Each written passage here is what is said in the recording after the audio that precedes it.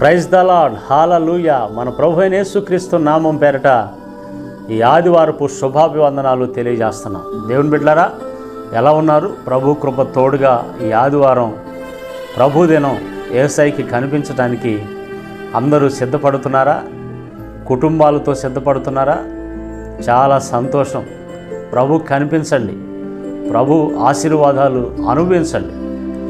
Israel ప్రజల గురించి దేవుడు మాట్లాడుతూ వాళ్ళు ఒకరితో ఒకళ్ళు ప్రోత్సహించుకొని మాట్లాడుకుంటున్నటువంటి మాట భక్తుడైన ప్రవక్త అయిన యెషయా గ్రంథం 2వ అధ్యాయము 3వ వచనంలో ఒక మాట చెప్పబడింది. ఆ కాలమున సియోనులో నుండి ధర్మశాస్త్రమును, యెరూషలేములో నుండి యెహోవా వాక్కు బయలువెళ్ళును.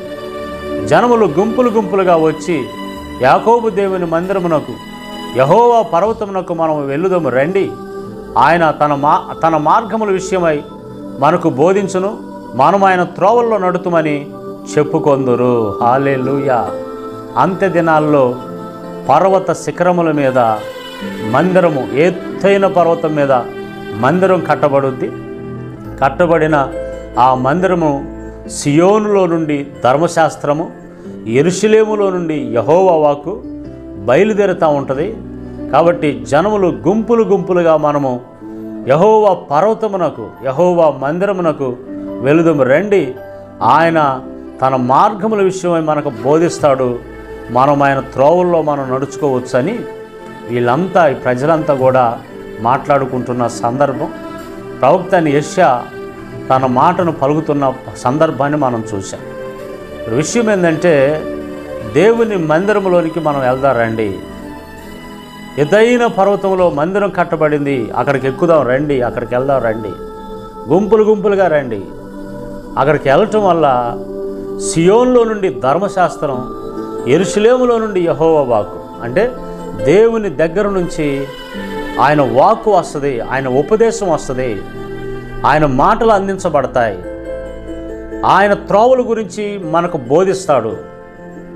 ఈ మాట గుర్తుపెట్టుకోండి. మందిరంలోకి వెళ్ళి మీరు అనాలోచనగా ఉండగాకండి. నేను పదే పదే చెప్తూ ఉంటాను, అనాలోచనగా ఉండగాకండి, దుఃఖముఖలై ఉండగాకండి, ఉసూరు ముఖాలతో ఉండగాకండి, ఏదో పోగొట్టుకున్న వారిలాగా ఉండగాకండి. సంతోషంగా ఉండండి. దేవుడు మీతో మాట్లాడతాడు. మందిరంలో దేవుని వాక్కు మీకు వినపడుతుంది, మీకు వినిపిస్తుంది. విశ్వాసంతో ఉండండి, సంతోషంగా ఉండండి. ఆయన మాట నాకే చెప్తున్నాడు, నాకే అందించబడుతుందని ఎదురు చూస్తూ ఉండండి. సియోన్లో నుండి, యెరూషలేములో నుండి యెహోవా వాక్కు వచ్చిందని ఆయన మాట్లాడుతూ ఉంటాడు. నా ప్రియ దేవుని బిడ్డలారా, దేని గురించి మాట్లాడుతున్నాడు? ఆయన త్రోవలు మనకు చెప్తున్నాడు. అంటే దేవుని త్రోవల్లో మనం ఎలా నడుచుకోవాలి, ఆయన త్రోవలు ఎలా ఉంటాయి, ఆయన మార్గాలు ఎలా ఉంటాయి, ఆయన త్రోవల్లో మనం ఎలా ఉండాలి, ఆయన త్రోవలో ఎలా నడుచుకుంటే మనం తప్పిపోకుండా ఉంటాం, ఎలా నడుచుకుంటే మనం ఆశీర్వదించబడతాం, ఆయన మార్గాల గురించి, ఆయన త్రోవల గురించి మనకు బోధించబడతా ఉంది. అప్పుడు మనము ఆయన త్రోవలో చక్కగా నడుచుకోవటానికి బాగుంటుంది. కాబట్టి ఆయన తన మార్గముల విషయమై మనకు బోధిస్తాడు. ఆయన మార్గాలు, భూమి మీద ఎన్నో మార్గాలు ఉన్నాయి, కానీ పరలోకానికి వెళ్ళే మార్గం యేసు ప్రభు ఒక్కడే. అది ఎక్కడ వినిపించబడుతుంది, ఎక్కడ మనకి చెప్పబడుతుంది? పరిశుద్ధ గ్రంథం బైబిల్లో నుంచి మందిరములో దైవ సేవకుడి ద్వారా ఆయన బోధిస్తాడు, ఆయన మాట్లాడతాడు, ఆయన చెప్తాడు. కాబట్టి ఆ త్రోవల్లో మనం పరలోకానికి వెళ్ళటానికి భూమి మీద ఏ విధంగా ఉండాలి, ఏ విధంగా నడుచుకోవాలి, ఏం చేయాలి, ఏం చేయకూడదు, ఏం మాట్లాడాలి, ఏం మాట్లాడకూడదు, ఏం చూడాలి, ఏం చూడకూడదు, పరిశుద్ధంగా ఎలా ఉండాలి, ఏది ముట్టకూడదు, ఏది తినకూడదు, అన్ని విషయాలు ఆయన మనకు బోధిస్తూ ఉంటేనే మనకు తెలుస్తూ ఉంటాయి. అందుకనే రండి, గుంపులు గుంపులుగా రండి, ఆయన మందిరానికి వెళదాం అని చెప్పేసి ప్రకటించబడతా ఉంది.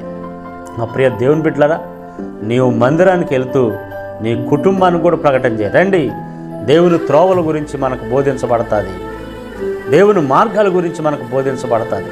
రండి, ఇంకా ఇరుగు పొరుగు వారిని రండి, ఆయన మార్గాల గురించి బోధించబడతాయి.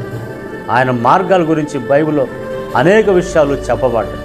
ఆయన మార్గంలో నడుచుకోవటం ద్వారా మనకు కలిగే ఆశీర్వాదాలు. కాబట్టి త్రోవలో లేనివారు ఆయన త్రోవలోకి రావాలి, మార్గంలో లేనివారు ఆయన మార్గంలోకి రావాలి. ఆ ఉపదేశం మందిరంలో వినపడుతుందని చెప్పబడతా ఉంది. కాబట్టి నా ప్రియ దేవుని బిడ్డలారా, మందిరానికి నువ్వు ఏ ఉద్దేశంతో, ఏ కారణంతో, ఎలాంటి ఆలోచనలతో నువ్వు వెళ్తున్నావో, మందిరంలోకి వెళ్ళిన తర్వాత దేవుడు నీకు ఇచ్చే బోధ, దేవుడు నీకు ఇచ్చే ఉపదేశం, ఆయన ఎలా ఉండమని చెప్తున్నాడో దానికి నిన్ను నీవు సమర్పించుకో, దానికి చెవియొగ్గు. ఆ మార్గము దేవుని మార్గం అని ఆ దేవుని మాటగా తీసుకొని ఆ మార్గంలో నడు. ఆ మార్గం నిన్ను తిన్నగా పరలోకానికి తీసుకెళ్తుంది. శాంతి, సమాధానం, సంతోషాన్ని ఇస్తుంది. ఆ మార్గంలో ముళ్ళ కంచెలు ఉండవు, రాళ్ళు ఉండవు, తుప్పులు ఉండవు. యేసయ్య చెయ్యి బట్టి నిన్ను నడిపిస్తాను. ఆమేన్, హల్లెలూయా. ప్రార్థన చేసుకున్నాం. సర్వకృపానిధికి యేసు ప్రభువా, ఈ గొప్ప నామాన్ని బట్టి స్తోత్రాలు. ఈ ఆదివారం నాయన నీ మార్గాల గురించి బోధించే నీ సన్నిధానంలోకి నీ బిడ్డలందరూ వెళుతున్నారు. అందరితో మాట్లాడి ఎవరు ఏ విధంగా నీ మార్గంలో ఉండారో, ఎలా ఉండాలో, ఎలా నడుచుకోవాలో మీరు మాట్లాడి బిడ్డలందరినీ చెయ్యబట్టి నీ మార్గంలో నడిపించే దేవుడు. చక్కని మార్గం, తిన్నని మార్గం నాయన తండ్రి, సరి అయిన మార్గం, సమాధాన మార్గం. బిడ్డలందరూ ఆ త్రోవలో ఉండి నాయన నిన్ను మహిమపరిచే కృప దయచేయమని, మందిరాన్ని విడవకుండా నీ సన్నిధిని వెంబడించే కృప దయచేయమని యేసు నామములో ప్రార్థిస్తున్నాం తండ్రి. Amen, amen.